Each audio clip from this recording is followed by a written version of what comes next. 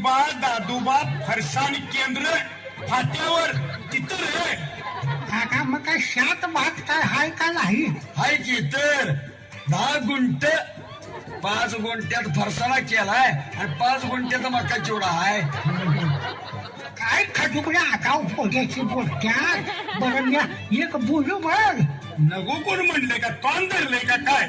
सगळ्या गावाचं ऐकून दमलोय. तू आणि काय सांगणार आता? बा सांग बाबा सांग. अगं माझ्या 2 नाती आहेत. माझ्या वाघा तू. ऐकू तरी घे. त्यांच्या आईबा कोरोनाच्या लाटेत मिरत.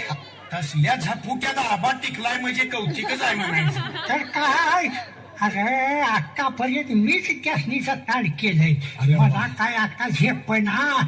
गावात पार आणि पार माझ्या घरा बसणे गिरट्या घालते. मग बघा त्यांची मने एकदा जिंकता येतात का?